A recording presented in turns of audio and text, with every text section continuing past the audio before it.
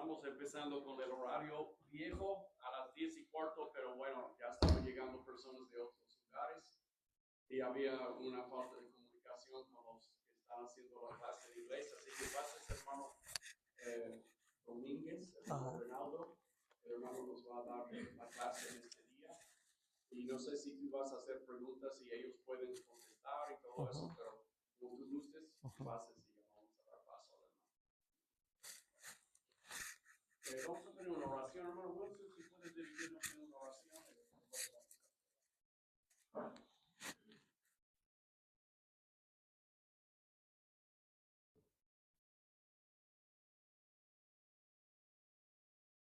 Días, amados hermanos.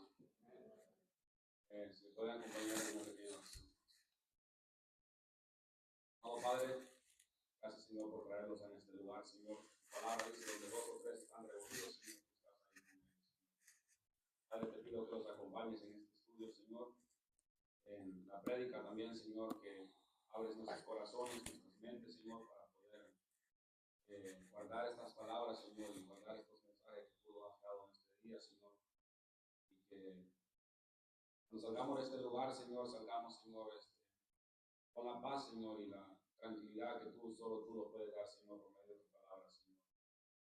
Padre, te pido que tomes control de este estudio, Señor. Que cualquier distracción y cualquier cosa, Señor, que no es de parte tuya, Señor, sea alejada de este lugar, Señor, y podamos enfocarnos, Señor, en alabarte, Señor, en glorificar tu nombre, Señor, y poder, Señor, estar juntos como hermanos, Señor, aquí en este lugar y poder aprender más de ti, Señor.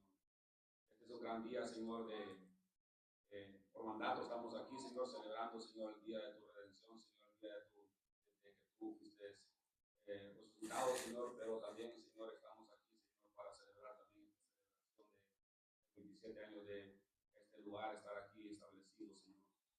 Pido que estés con esta congregación, Señor, de ánimo, paz, tranquilidad, Señor, y compañerismo, Señor, a seguir en este camino que llevamos juntos. Todo esto te lo pido en el nombre de tu Hijo amado, Cristo Jesús. Amén.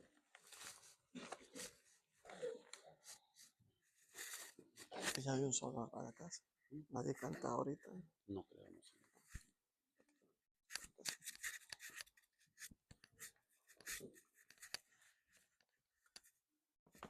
Bendiciones a todos en el Señor, hermanos.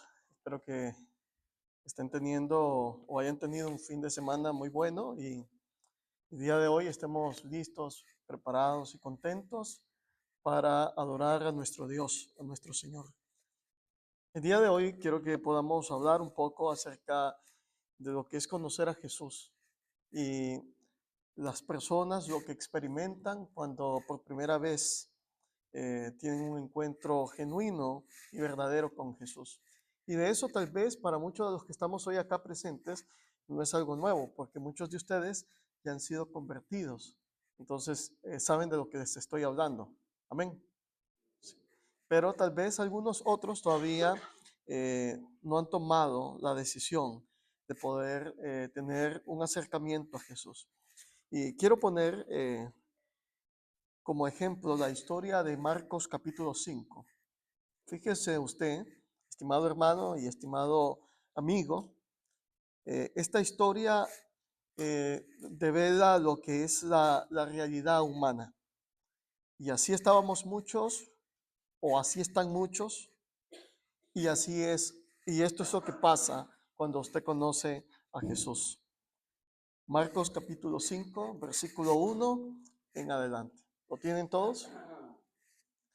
Bien, como dijo nuestro hermano, si durante el momento que estamos, durante la clase, alguno de ustedes tiene alguna pregunta, consulta o comentario, bien puede hacerlo. Levanta su mano y toma la palabra o pregunta y vamos a tratar de dar una respuesta.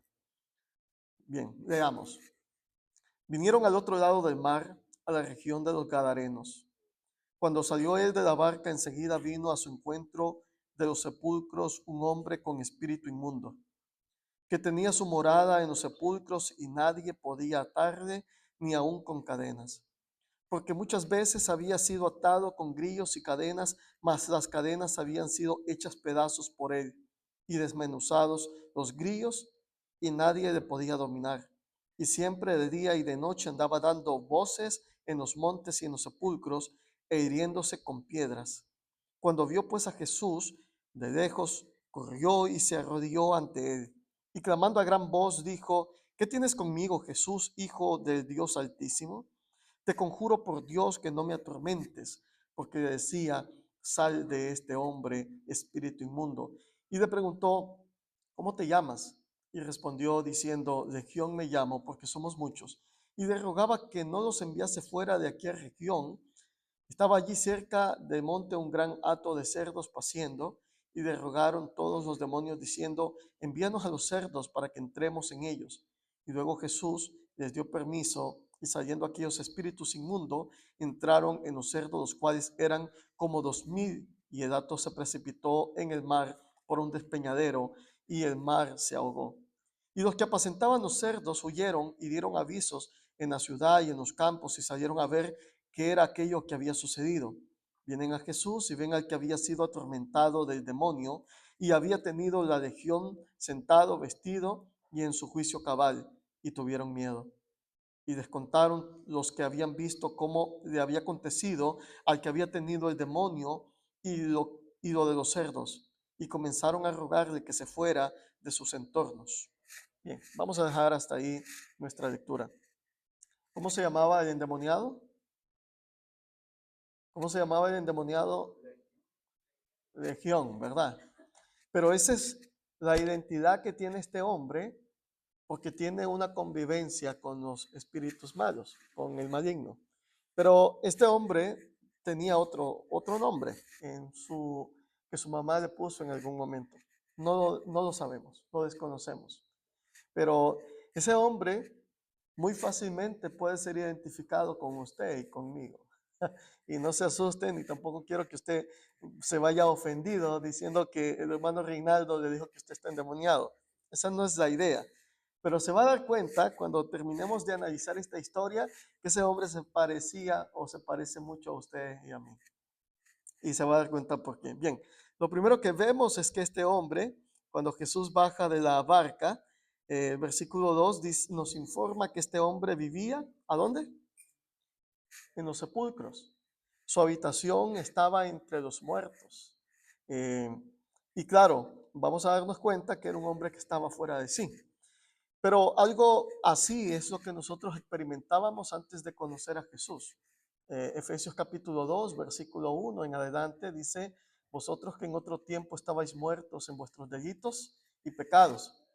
El estado de pecado, antes de conocer a Jesús, la Biblia lo declara y confirma o afirma que el hombre está muerto. Y por tal razón, usted podrá ver mucha gente en este mundo caminando, comiendo, yendo al restaurante o trabajan con usted, pero son gente viva físicamente, pero en alma están muertos. Así que algo parecido así como los zombies que usted ve en las series, están muertos, pero se mueven. Es algo parecido. Es gente que físicamente están vivos, pero sus almas tienen gran necesidad del hálito de vida de Dios espiritualmente. Así que gente como ellos, a veces que encontramos, nosotros también estábamos así, estábamos muertos en nuestros delitos y pecados. Y lo que nosotros vemos entonces es que después que este hombre se encuentra con Jesús, su habitación nunca más será entre los muertos. Así como nosotros ahora vivimos y nos movemos y cohabitamos en una comunidad de vivos, los que hemos sido vivificados por el Espíritu de Dios en Cristo Jesús. Amén. ¿Cuántos creemos que hemos sido vivificados en Cristo? Amén. Bien, si seguimos leyendo, dice el versículo 3 que tenía su morada en los sepulcros y nadie podía atarle ni aun con cadenas, porque muchas veces había sido atado con grillos y cadenas, mas las cadenas habían sido hechas pedazos.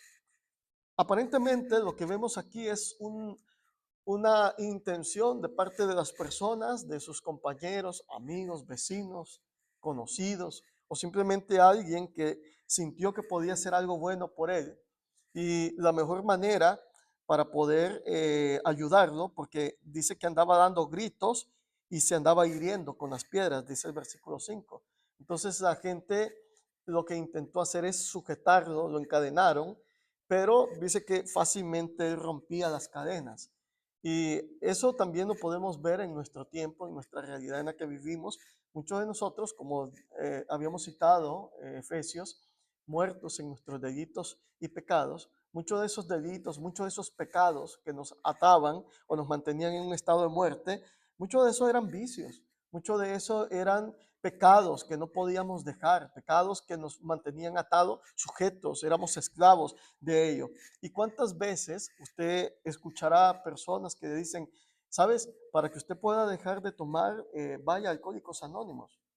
Para que usted pueda dejar de tomar o para que usted pueda salir de esa depresión, vaya donde el psicólogo. Y yo no tengo nada en contra de los psicólogos ni tampoco contra los alcohólicos anónimos. Pero quiero decirles que muchas de estas organizaciones o personas a veces ayudan, pero a veces también son ineficaces, porque el problema de las personas muchas veces no se trata o no se sana de una manera física, sino que su problema trasciende a lo espiritual. Y si es espiritual, lo que va a necesitar la persona es de Dios. Entonces, estos métodos a veces humanos tienden a fallar. ¿Por qué? Me decía una hermana que era alcohólica. Bueno, es verdad, voy y me aconsejan para que no tome en Alcohólicos Anónimos, pero todos los compañeros que están ahí fuman y me enseñan otro tipo de cosas. Entonces me alivian de una cosa, pero salgo con otro problema. Entonces, claro, porque ellos están enfocados en una cosa, no están en otra. Entonces, lo que vemos es que a veces los métodos humanos son ineficientes. Y hoy vamos a hablar un poco, después que analicemos un poco esta historia, del método efectivo por los siglos de los siglos. Es el Evangelio de nuestro Señor Jesucristo. El Evangelio libera, cambia, transforma, moldea y evita que usted se lastime a sí mismo. Porque lo que vemos es que este hombre se lastimaba a sí mismo. Las personas no se dan cuenta, pero muchos de sus hábitos y muchos de estos pecados con los que todavía están tratando, los lastiman a ellos mismos, pero no se dan cuenta. Los lastiman porque hay personas que han perdido sus familias y simplemente no ven la magnitud del daño que se están haciendo a sí mismos. Están perdiendo el respeto de sus hijos, están perdiendo el respeto de sus amigos, de sus padres, y llega un momento en que las personas ya no quieren saber nada más de ti porque los lastimas a ellos, te lastimas a ti y eres una persona incontrolable. Entonces, estas personas tenían buenas intenciones, como conocemos a muchos con buenas intenciones, pero las buenas intenciones no pueden liberar al hombre de su mal y el mal del ser humano. ¿Por qué tenemos hoy eh, tanta inmundicia, guerras, prostitución o tenemos entre nosotros asesinatos, secuestros y cosas así? Todo esto es producto de la maldad que nace en el corazón del hombre, el pecado, y eso no puede ser liberado ni tampoco puede ser saciado por un simple consejo humano. Necesita del poder de Dios.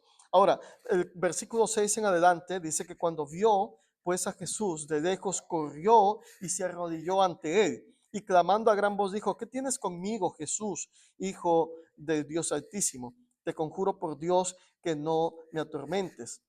Porque le decía: sal de este espíritu inmundo. Y le preguntó: ¿cómo te llamas? Y le respondió: Legión me llamo, porque somos muchos.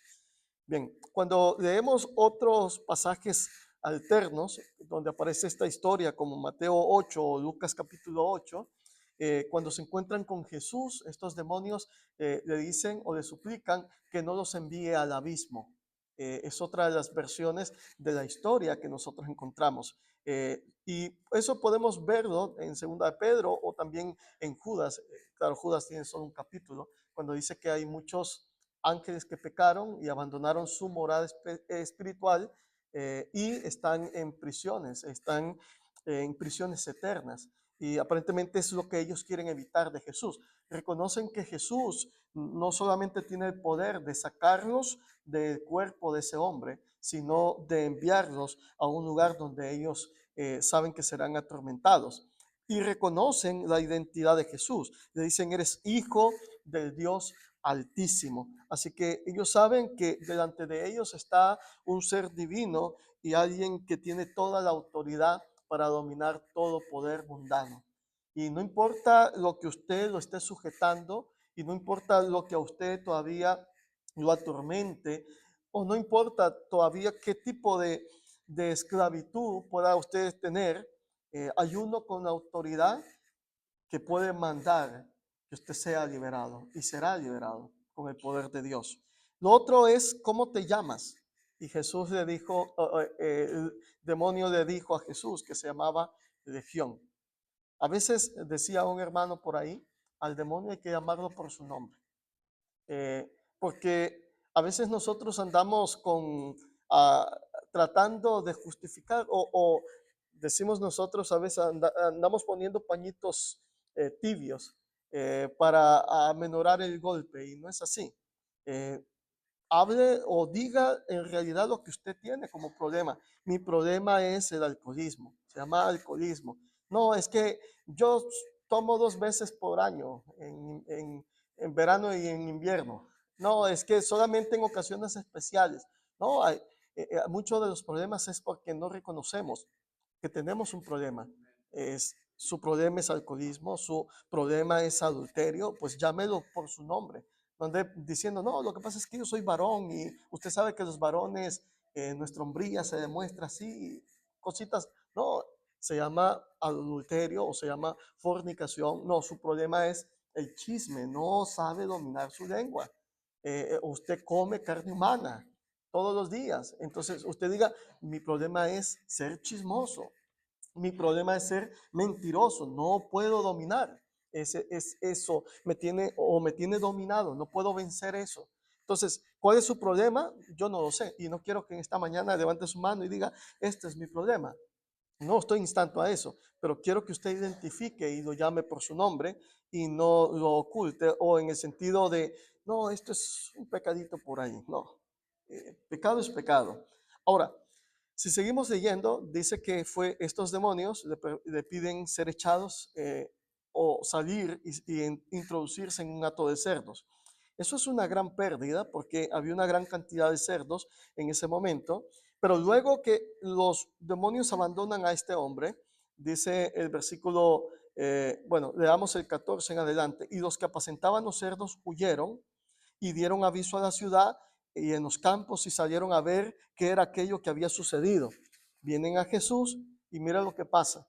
La gente viene de la ciudad, ven a Jesús y también miran al que había sido atormentado por el demonio. ¿Y cómo lo miran al hombre? Dice que lo ven sentado, vestido y en su juicio cabal. Entonces, ¿y sabe cuál fue la reacción de la gente? Esa gente ese día hizo fiesta porque estaban contentos que ese hombre que habían tratado de ayudar había sido cambiado, ¿verdad que sí? ¿Esa es la historia? No, tristemente no es así. Tristemente, el bien que este hombre había recibido había sido vestido. Y esto me recuerda a Adán y a Eva. ¿Se acuerdan ustedes a Adán y Eva cuando ellos pecaron? Y cuando ellos oyen que Dios estaba hablando y se paseaba por el huerto, dice que ellos corrieron y se escondieron y Dios les dice, ¿dónde estás tú? Y esa sigue siendo la pregunta por los siglos, ¿dónde estás tú? Y a las personas que hoy están con nosotros y todavía no han obedecido, Dios todavía sigue diciendo, ¿dónde estás tú? ¿Por qué te escondes? ¿Por qué no vienes? Ayer estábamos hablando y decíamos que Dios está ofreciendo la salvación y es para gloria y honra suya. Y nos preguntamos, ¿y quiénes somos nosotros como para no aceptar o no obedecer los ofrecimientos de nuestro Dios? Y hoy pregunta Dios, ¿dónde estás tú? Y no está refiriéndose exactamente a la dirección geográfica donde usted está, o la segunda o la tercera, o a la izquierda o a la derecha de este edificio. Eh, Se trata de tu situación espiritual. ¿Dónde estás parado? ¿Cómo estás viviendo? ¿Qué estás esperando? Entonces, cuando se encuentra con Adán y Eva, Adán dijo, es que estaba desnudo y tuve vergüenza, porque el pecado trae vergüenza. ¿O no creen que trae vergüenza? El pecado avergüenza al hombre. Entonces ellos se habían tapado con hojas de higuera y Dios le dijo, ¿y quién te enseñó que estabas desnudo? Y comienzan unos a echarse la culpa, ¿verdad?, al otro. Entonces el capítulo 3 de Génesis termina diciendo que Dios hizo túnicas de animales para ellos. Y eso se interpreta como un tipo, un caso de tipología de lo que Dios hace con nosotros en nuestro tiempo. Porque el pecado, no estamos desnudos, nos avergüenza. Y esas túnicas tuvieron que haber salido de algún sacrificio de animal para cubrir esa vergüenza. Y para que usted cubra su vergüenza, tuvo que haber sido sacrificado también el Cordero de Dios, que quita el pecado del mundo, Cristo Jesús. Su vergüenza no puede ser cubierta sino por Cristo Jesús. Y este hombre fue encontrado sentado, o sea, tranquilo, ya no andaba corriendo como loco, sino que ahora estaba vestido y, como dice, en su juicio cabal. Porque cuando estamos inmersos en el pecado, hermanos, pareciera que no pensamos con la cabeza. Tomamos decisiones, hermanos, que en realidad pareciera de locos. Y luego cuando venimos al Señor y pensamos en nuestra vida antigua, pensamos, ¿por qué yo hacía esto? ¿Por qué malgastaba en esto? ¿Por qué yo dañé a estas personas? ¿Por qué dije esto? Y pensamos en las cosas que hacíamos. Parece que no tenemos cordura en muchas ocasiones. Y mira usted entonces la otra parte que tiene que ver con las personas que vieron lo que Jesús había hecho por este hombre. Y tal vez alguno de ustedes se identifique en esta situación con este hombre. Cuando vinieron a Jesús y vieron a este hombre sentado, ¿qué hicieron? Versículo 16, y le contaron los que habían visto cómo le había acontecido, lo que había acontecido y al que había tenido el demonio y los cerdos, y lo de los cerdos. ¿Y qué hicieron? Le dijeron, haznos un favor, Jesús, no te queremos aquí. Haznos un favor, ¿sabes? Tenemos suficientes pérdidas y para nosotros tú eres una pérdida. Tú ocasiones pérdidas en nuestra vida. Creo que incomodas y no hay suficiente lugar para ti. Súbete en tu barca y vete. Y ellos le rogaron, por favor, vete. Porque les interesó más la muerte de los cerdos que la transformación del hombre que había sido cambiado. Era un hombre que necesitaba ayuda, era un hombre que no tenía juicio cabal, que andaba haciendo, se lastimaba y que andaba por los sepulcros. Era una vida triste, porque eso es lo que pasa cuando estamos bajo el dominio del maligno. Vivimos vidas lamentables, tristes, arrastradas. Y cuando venimos a Cristo y nos encontramos con Cristo, Cristo da un cambio y un giro a nuestra vida. Pero tristemente hay personas que están a nuestro alrededor que no verán eso. Y el cambio y tu transformación para ellos va a ser una pérdida. Si eres un amigo y tú eras el que invitaba, ¿sabes qué? Para esos amigos a quienes tú invitabas, ya se perdió un patrocinador. Así que Jesús los hizo perder. Así que Jesús no es bienvenido en ese tipo de grupos o en tu familia. A veces les caía mejor quién eras antes que el que eres ahora. Y esto tal vez es un problema para ellos, pero es lo más beneficioso para ti.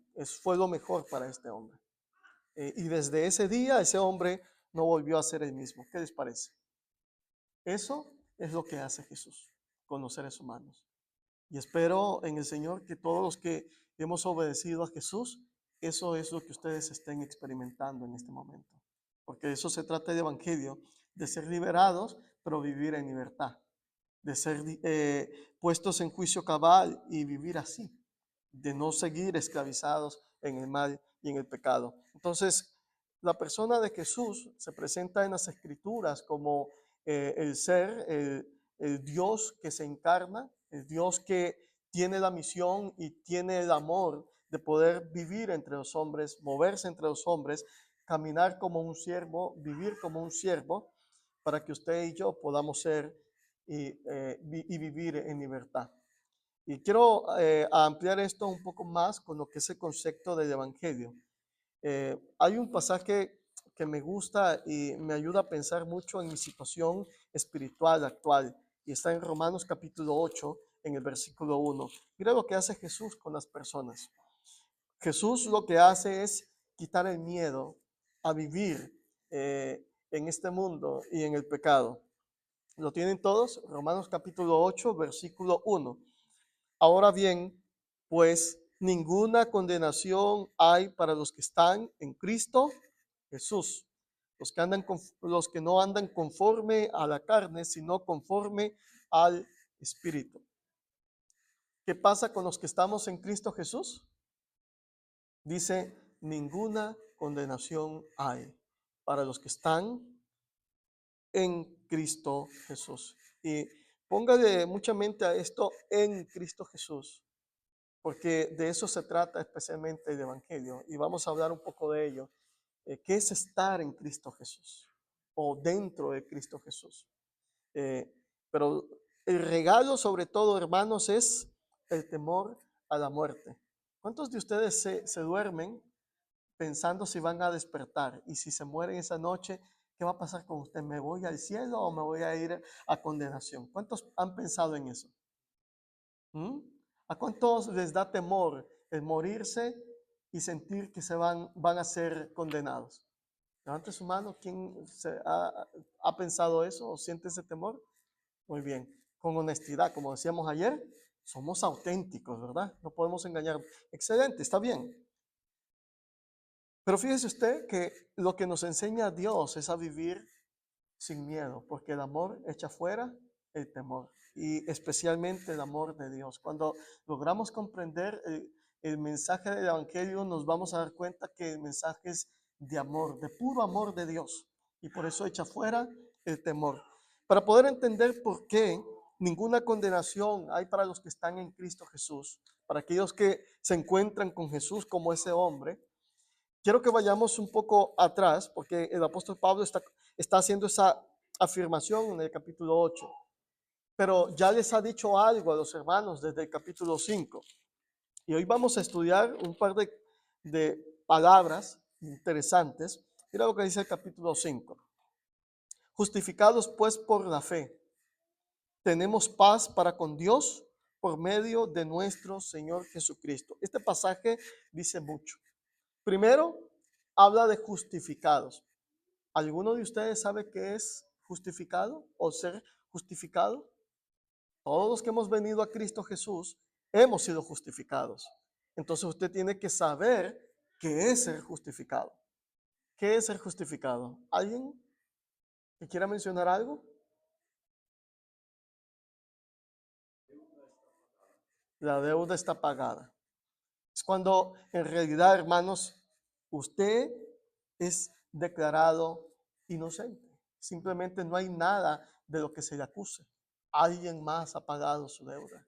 O sea, eso no quiere decir que tampoco la deuda salió cero para usted, porque simplemente la esfumaron. La justicia de Dios, mire, ayer creo o antier estábamos hablando de la justicia y la misericordia de Dios. Y les decía, si Dios actuara primero con la justicia, todos fuéramos condenados. Pero Dios actúa primero con misericordia, con gracia. Entonces, la justicia de Dios, cuando hablamos de justicia, es lo recto, lo justo, lo que Dios espera de nosotros. Nos creó para buenas obras, y no hacemos buenas obras o no hacemos según su plan, entonces somos condenados. Pero la justicia de Dios da un pago. Pero antes de que Dios dé el pago, entonces nos ayuda y nos da de su gracia. Ahora, ¿qué pasa entonces con nuestros pecados que hemos hecho? Con sus pecados que ha cometido. ¿Qué pasa con ellos? Con esa deuda. O sea, Dios entonces dice, ¿y la justicia de Dios dónde está? Porque la justicia es la que se encarga de dar un pago a las malas obras. Y todas sus malas obras, entonces, ¿qué pasó con ellas? Todas esas malas obras recibieron un pago. En usted no, pero en Cristo Jesús sí. Ese es el punto. Tal vez usted no recibe el pago de la deuda, pero quien lo recibió fue Cristo Jesús en la cruz del Calvario, porque la justicia de Dios tiene que ser satisfecha, porque no puedes burlar a Dios. O sea, Dios, el carácter de Dios es ser justo, y dice la Biblia que Él no se puede negar a sí mismo. Si Él es justo, su justicia tiene que recibir un pago. Y Dios recibió el pago a través de la persona de Cristo Jesús. Y para que ese pago fuese sido aceptado, el que murió en la cruz tenía que haber sido justo, recto, limpio de pecado. Y por esa razón es que la justicia de Cristo nos cubre a nosotros. Y ahora cuando Dios nos ve a nosotros, no te ve como lo que eres, porque si nos ve como somos, ¿qué éramos nosotros? ¿Qué éramos nosotros? Pecadores. Pero cuando nos ve ahora, nos ve a través de Cristo Jesús. Por eso dice el pasaje anterior, ninguna condenación hay para los que están en Cristo Jesús. Los que están fuera de Cristo Jesús, Dios los sigue viendo tal y como están, en sus pecados, en sus delitos, muertos. Pero los que estamos en Cristo Jesús, Dios el Padre nos ve a través de su Hijo Jesucristo. Nos ve lindos, bonitos, perfectos, nos ve justos, porque la justicia de Cristo ha sido aplicada o compartida en nosotros. Y por esa razón, el versículo 5 dice, justificados pues por la fe, y vamos a hablar un poquito de esto de la fe, dice que tenemos paz para con Dios. ¿Qué quiere decir? Que las personas que todavía no han sido beneficiadas con el sacrificio de Jesús, todavía no están en paz con Dios. Hay una enemistad con Dios, porque se le ha ofendido a Dios a través del pecado. Entonces, los que han obedecido y los que se han encontrado con Jesús y han obedecido su evangelio, su mensaje, y estas personas han sido justificados, estas personas ahora tienen paz para con Dios. Y por esa razón usted puede dormir en paz y saber que ninguna condenación hay para usted porque está en Cristo Jesús. Porque usted está en paz con Dios. Es un amigo de Dios. ¿Qué les parece? ¿Es o no es una gran bendición? Y quiero decirles otra vez y repetirles que aunque esto suena muy bien para nosotros, como decíamos ayer, esto no, dice Dios, esto no lo hago por ustedes, lo hago por mí, porque es para gloria de Él al final. Pero dentro de todo eso nosotros somos, queramos o no, los más beneficiados, porque podemos obtener lo que por nuestra propia cuenta no podríamos alcanzar: la salvación y paz para con nuestro Dios, nuestro Creador. Eso no podemos hacerlo por nuestra propia cuenta. Usted puede tratar de ser la mejor persona posible, pero nunca se va a comparar a la justicia de Cristo Jesús. Es la única, la que puede ser aceptada delante de Dios, y es la que Dios ve en nosotros. Ahora, si seguimos leyendo, mire usted, y vaya conmigo al versículo 8 en adelante, siempre en Romanos 5, mas Dios muestra su amor para con nosotros en que siendo aún pecadores, Cristo murió por nosotros. Pues mucho más estando ya justificados en su sangre, por él seremos salvos de la ira. Dice lo que dice el versículo 8 y el versículo 9 me ayuda a tener más paz todavía y más confianza en Dios. Porque el versículo 8 dice que si Dios mostró su amor hacia nosotros cuando nosotros estábamos fuera de Él, cuando estábamos viviendo sin Cristo, Dios te amó y Dios te rescató. Ahora dice el versículo 9, pues mucho más estando ya justificados.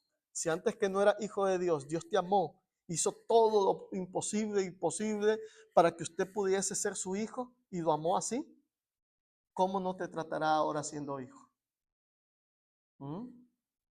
Eso es más confortante. Triste para el que todavía no es hijo, ¿no? Para el que no ha obedecido. Y el versículo 10 dice, porque siendo enemigos, fuimos reconciliados con Dios por la muerte de su Hijo. Mucho más estando reconciliados. Si para el que está afuera y es enemigo hay buena noticia, entonces ¿se imaginan ustedes para los que ya no somos enemigos? Eso es para los que estamos en Cristo Jesús. Y otra vez vuelve a resonar lo que Pablo ha dicho ninguna condenación hay para los que están en Cristo Jesús. Ahora, eso no quiere decir que usted vive después de su obediencia como usted quiere, ¿no? El versículo que leímos en Romanos 1:8:1 decía, ninguna condenación hay para los que están en Cristo, para los que viven, no para los que viven conforme a la carne, sino conforme al Espíritu. Hay que vivir en el Espíritu. Pero habíamos dicho algo en el versículo 1, capítulo 5, versículo 1, cuando decía, justificados pues por la fe. ¿Cómo es eso de la fe? ¿Cómo es que la fe me justifica? ¿Y de qué se trata eso de ser salvos por fe? No tengo que hacer nada, solamente creer en Dios. ¿Cuántos creemos en Dios? Todos creemos en Dios, hasta los que no han obedecido y los que están allá afuera y hoy no se reúnen, hasta ellos confían en Dios o ellos creen en Dios. Santiago 2:19 dice, ¿tú crees que Dios es uno? Bien haces, porque los demonios creen y tiemblan. También el diablo cree en Dios. Así que usted no está haciendo nada fuera de lo extraordinario en saber que Dios existe. Entonces, ¿de qué se trata esto? Pues de que somos justificados por la fe. De eso se trata el concepto o lo maravilloso que es el Evangelio, cuando usted cree en el Evangelio. Mira lo que dice ya el capítulo 6, en el versículo 3. ¿O no sabéis que todos los que hemos sido bautizados en Cristo Jesús, hemos sido bautizados en su muerte? Porque somos sepultados juntamente con Él para muerte por el bautismo, a fin de que como Cristo resucitó por la gloria del Padre, así nosotros también andemos en vida nueva. Pablo viene a terminar el capítulo, o bien continúa este tema del capítulo 5 y lo pasa al capítulo 6. Y esto es creer en Cristo Jesús. La fe, hermanos, es saber que Jesús es Dios y se hizo hombre por usted y por mí. Y que como hombre, Él sufrió el tormento, la tortura y el dolor en la cruz por nuestros pecados. Pero si hubiese sido un hombre común como nosotros, un pecador, buena gente, pero pecador al fin y al cabo, entonces nunca hubiese podido vencer la muerte. Y como Él no pecó, entonces la muerte no le pudo retener. Y lo que dice 1 Corintios 15, cuando declara, o Pablo cita un pasaje del Antiguo Testamento y dice, ¿dónde está muerte tu aguijón?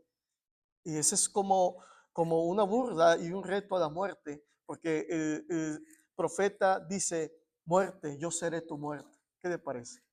Muerte, yo seré tu muerte. ¿Dónde está tu aguijón? ¿Dónde está tu victoria? Porque no había nadie y no existe nadie que pueda vencer la muerte, sino solamente Cristo Jesús. Así que el sepulcro de Cristo Jesús, para gloria de Dios, y otra vez volvemos a decir que es para gloria de Dios, el día de hoy está vacío. Un día como hoy, domingo, ese sepulcro quedó vacío. Y si usted cree eso, entonces usted tiene que morir creyendo, morir con Cristo. Y tiene que ser sepultado con Cristo. Y necesita resucitar con Cristo. Y esta resurrección de la que habla el versículo 6 no se está refiriendo a la resurrección del fin de los tiempos. Se refiere a un ya, en este momento, en una hora. Y a esto, no pierde esto que estamos leyendo acá, en este pasaje de Romanos capítulo 6, porque es lo que Pablo le va a repetir a los hermanos en 1 Corintios, en el capítulo 15. Pero fíjese usted que Pablo lo va a abordar y lo va a ampliar hasta para los hermanos que están o los que ya han obedecido. Lea conmigo 1 Corintios capítulo 15, capítulo 15, versículo 1. Además os declaro, hermanos, el evangelio que os he predicado, que les he predicado, en el cual también recibisteis, en el cual también perseveráis. O sea, el evangelio se recibe, se cree, pero también en el evangelio se persevera. Por el cual asimismo, si retenéis la palabra que os he predicado, ¿qué dice? Sois salvos. Hemos oído en Romanos 5:1 que somos justificados por fe. Y al ser justificados, somos declarados justos delante de Dios. Somos salvos. Ahora dice el versículo 3. El versículo 2. por el cual asimismo si retenéis la palabra que os he predicado, sois salvos. Si no, ¿qué dice? Creísteis en vano. Otra vez estamos hablando de creer, estamos hablando de fe. ¿Y de qué se trata creer? ¿De qué se trata esa fe? Mira lo que sigue diciendo el versículo 3. ¿Qué fue lo que les predicó Pablo a ellos? Porque primeramente os he predicado lo que asimismo recibí.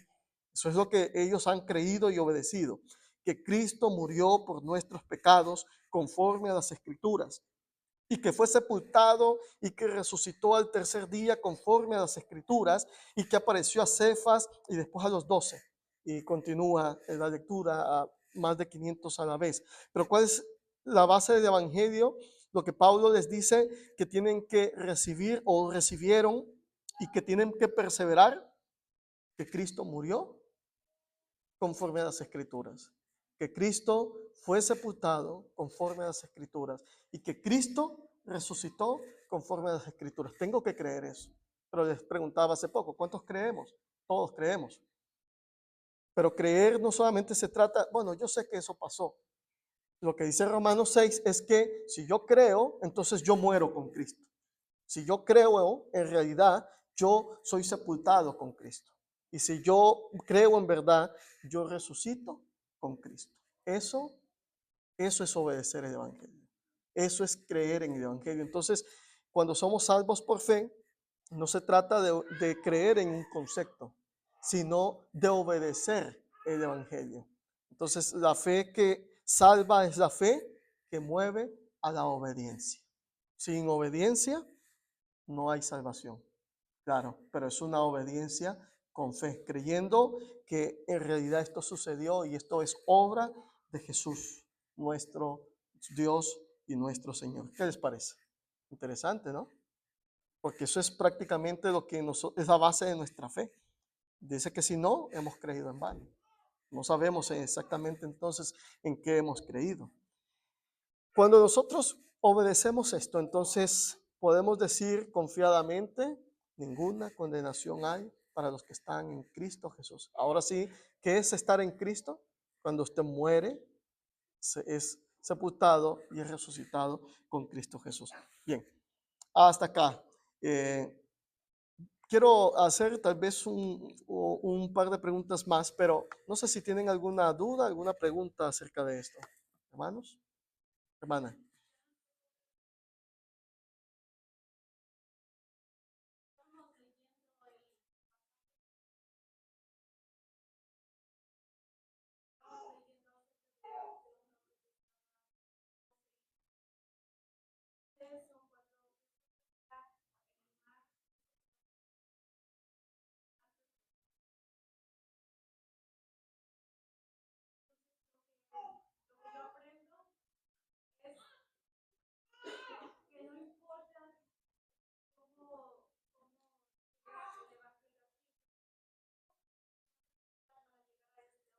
Ujú,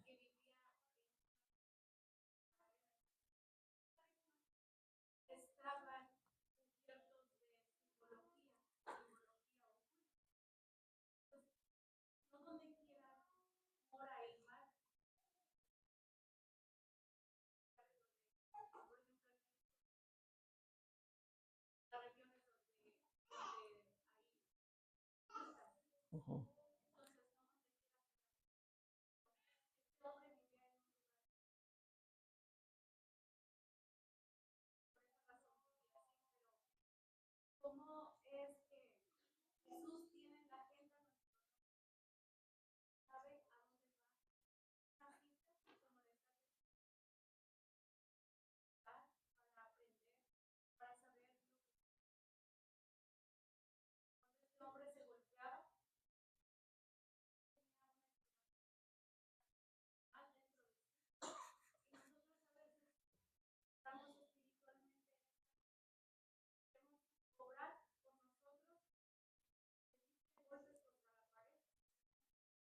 ujú,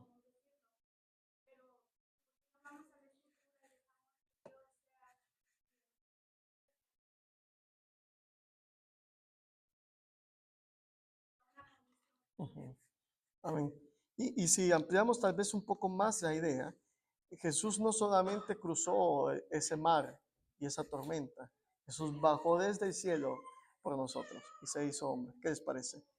Es mucho más grande lo que Jesús ha hecho por nosotros que tal vez lo que nosotros estamos haciendo por obedecerle. Entonces, ¿cuántos de ustedes han sido bautizados? Levanten su mano. No le voy a pedir a los que no han sido bautizados, pero sí a los que ya fueron bautizados. Eso me evidencia quienes no, ¿verdad? Pero está bien, no quiero obligar a nadie. El mensaje del Evangelio no es ninguna obligación. El mensaje del Evangelio es voluntario obedecerlo. Pero aunque es voluntario, tenemos que entender que de trasfondo es un mandamiento. Pero todos eh, tenemos libertad para obedecer o no obedecer. Y la obediencia o no la obediencia también trae responsabilidad. El conocimiento trae responsabilidad, ¿saben? Porque dice Santiago que al que sabe hacer lo bueno y no lo hace, es pecado. Antes porque no lo sabían y ahora porque ya lo saben. Entonces, el conocimiento de la palabra trae responsabilidad. ¿Saben ustedes qué necesitan hacer para ser salvos? Esta es una buena pregunta que hizo un hombre en Hechos capítulo 22, en Hechos capítulo 16, en el versículo 30. Él preguntó, señores, ¿qué debo hacer para ser salvo? Y la respuesta fue, cree en el Señor Jesucristo y serás salvo tú y tu casa. Ya hemos visto qué significa creer en Cristo.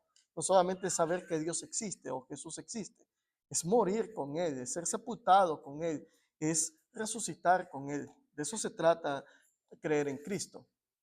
Entonces ese hombre con su familia ese día dice que fueron bautizados en aquella misma hora de la noche. Y luego dice que estaban gozosos y contentos de haber creído. Después que fueron bautizados, se dice y se afirma que ellos habían creído.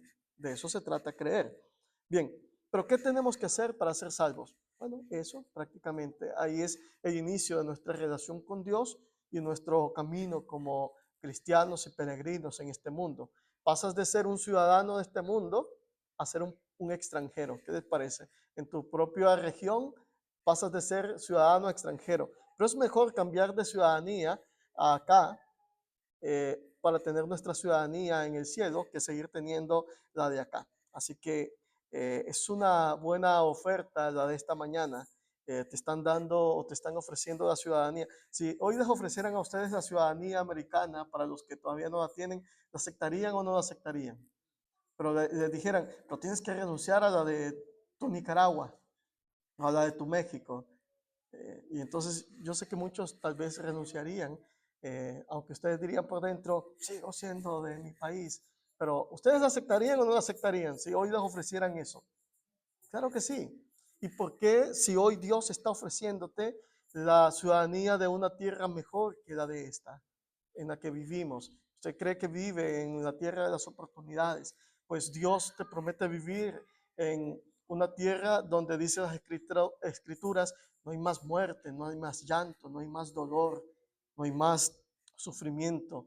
Y Dios mismo hará casa en medio de ustedes y Él será el sol que resplandezca.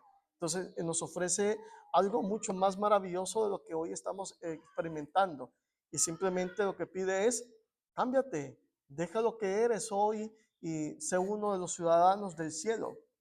Esa es la oferta de hoy. ¿Sabe usted lo que necesita hacer para ser condenado? ¿Qué creen ustedes que necesitan hacer para ser condenados? Desobedecer, dice el hermano. Seguir donde está. ¿Sabe? No necesita hacer nada, simplemente no haga nada. Porque algo que aprendimos ayer es que usted ya tiene ganado el infierno.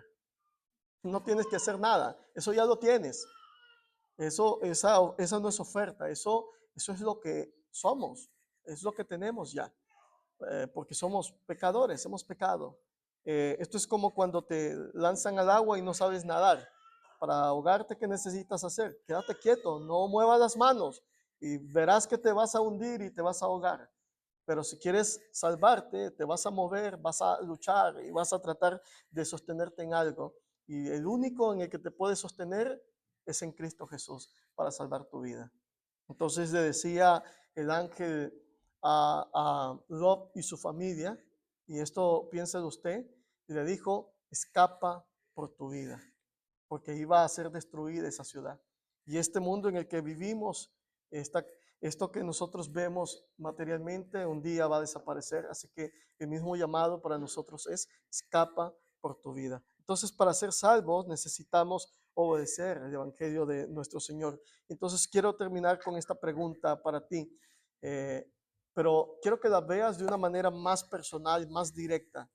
Si Dios te pidiera que tú obedecieras hoy, ¿qué le dirías al Señor? Si Dios te lo pidiera, ¿qué dirían?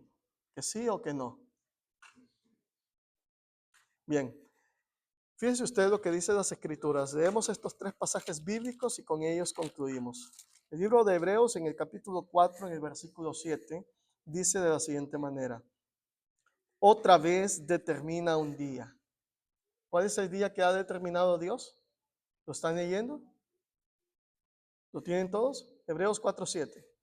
Otra vez determina un día. Y hay 2 puntos ahí. ¿Cuál es el día? Hoy. Ese es el día que Dios ha determinado.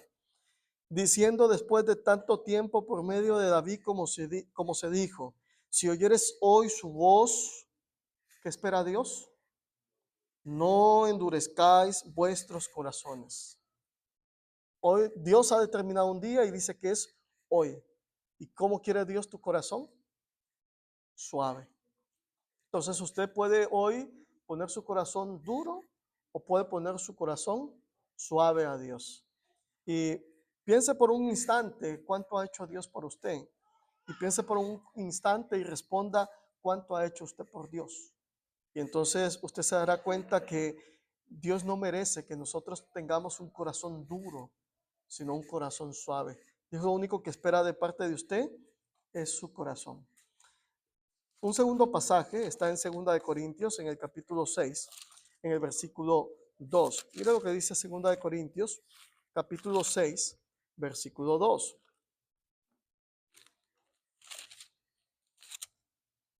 ¿Lo tienen todos? 2 Corintios, capítulo 6, versículo 2. ¿Cuántos oran a Dios? ¿Convertidos o no convertidos? ¿Oran a Dios? Yo sé que sí. Ese Dios al que usted ora es el Dios que habla aquí y dice, porque dice, ¿quién dice esto? ¿A quién se refiere? En tiempo aceptable te he oído y en día de salvación te he socorrido. ¿Quién es el que oye y el que socorre al hombre? El que te ha oído, el que te ha oído tus oraciones. Usted no ora a Gret o no ora a Reinaldo o al otro hermano anciano Álvaro o a otros diáconos. Usted al que ora es a Dios. Y ese Dios al que usted ora dice, en tiempo aceptable te he oído y en día de salvación te he socorrido. Y luego dice, he aquí ahora el tiempo aceptable. He aquí ahora, ¿qué dice? El día de salvación. ¿Cuándo quiere hacerlo salvo Dios a usted? Hoy. Mañana no, el mañana no existe. Dios lo quiere hacer salvo hoy. Dios quiere pactos con usted hoy. Dios quiere tener una relación con Dios hoy. Dios quiere su corazón suave hoy. Dios ha determinado un día y decía el libro de Hebreos que es hoy. Y quiero leer un último pasaje. Y en este último pasaje quiero que vayamos al libro de Hechos en el capítulo 22, en el versículo 16. Hechos capítulo 2, versículo 16. 22, 16. ¿Lo tienen todos? ¿Sí? Por un instante, antes de empezar a leerlo, tal vez usted no lo pueda decir, o ¿qué tal si lo leemos todos? ¿Qué tal si leemos el pasaje todos? Pero este pasaje está especialmente dirigido a las personas que todavía no han obedecido al Señor. Antes de leer el pasaje, di tu nombre. Y yo podría decir, Reinaldo, ahora pues, ¿por qué te detienes? Y cuando leo este pasaje de esa manera, entonces sé que Dios me está preguntando a mí. Y si lo lees con tu nombre, Pedro, ¿por qué te detienes? En ese momento Dios, el mensaje era para Pablo y el mensaje era, Saulo, ahora pues, ¿por qué te detienes? Entonces, si usted es María, si usted es Juan, si usted es Pedro, di tu nombre y di, Ahora pues, ¿por qué te detienes? Dios te pregunta, ¿por qué te detienes? ¿Hay algo que a ti te impida venir al Señor y obedecerlo? ¿Tus amistades? Porque te da vergüenza que los otros muchachos o las otras hermanos o hermanas te vean hoy y pasar al frente te da algo de vergüenza. Por un poco de vergüenza puedes perder tu alma. Y decíamos que de los valientes es el reino de los cielos. Cuando leemos uno de los capítulos finales del libro de Apocalipsis, dice, mire, ¿quiénes encabezan? ¿Sabe usted quiénes encabezan la lista de los condenados? Aunque la lista no está completa, decía, ni los cobardes, ni los incrédulos, ni los borrachos, ni los idólatras. Pero ¿quiénes encabezan la lista? Los cobardes. ¿Y sabe por qué los cobardes? Porque tuvieron miedo de emprender un camino con Dios. Tuvieron miedo de fracasar. Y es que cuando estamos en el Señor no hay fracasos. Entonces dice este pasaje, ahora pues, ¿por qué te detienes? ¿Qué espera Dios de nosotros o qué espera Dios de usted? Levántate. Dios espera que usted se levante. ¿Para qué?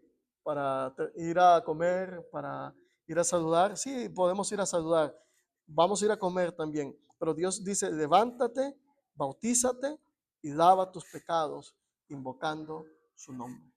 Es lo que está esperando de usted su corazón y que el día de hoy usted se levante, se bautice y lave sus pecados. ¿Hay alguien entre nosotros que le gustaría obedecer al Señor? ¿Hay alguien entre nosotros que le gustaría iniciar una vida nueva con el Señor? Puede ponerse de pie si lo desea. Puede levantar su mano para saber dónde está. ¿Hay alguien que lo desea? Si no, igual, si usted tiene el deseo y usted puede abocarse a uno de los hermanos que están al frente de la congregación, que están sirviendo delante de la iglesia, puede abocarse a uno de los ancianos o de los diáconos y decirles, sabes, yo quiero obedecer. Y entonces hágalo saber. Hermanos, Dios les bendiga. No sé si tienen preguntas, comentarios, amenazas. Hermano. Yo solamente hago un comentario, me parece muy acertado la manera de decir que Jehová nos ve a través de un prisma de Jesús.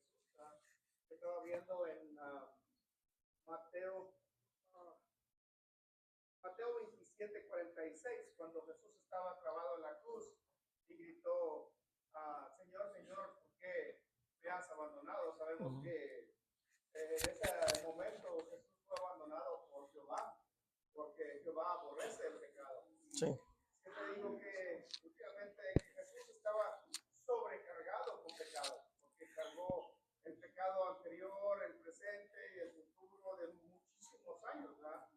Entonces Jehová no soporta el pecado y Jesús estaba cargado. Por Muy eso bien. lo abandonó. Pero me parece muy acertado que hayas puesto que Jehová nos ve a través del prisma de Jesús, que aún así somos pecadores, pero Él nos ve a través de Él. Amén. Somos dignos de Propiciatorio. Así es. Propiciatorio. Muy bien. Dios les bendiga a todos, hermanos. Amén. Gracias, hermano. Ya, hermano, tu enseñanza fue tan clara y tan buena que me daba hasta ganas de pasar. Pues muchísimas gracias otra vez a hermano Renato, que nos explicó muy bien, muy directamente lo que hizo Cristo por nosotros, la justificación. Gracias, hermano. Y me da muchísimo gusto ver a todos ustedes, sobre todo los visitantes que nos visitan por primera o quizás la segunda vez, y hermanos que vinieron de lejos. Vamos a tener un descanso de unos 15 minutos y por favor dejemos las bancas de atrás para los visitantes y para personas con niños pequeños, porque hay personas que tienen bebés y queremos preservar las bancas de atrás para personas que tienen niños pequeños y bebés. Tendremos el descanso de unos 15 minutos.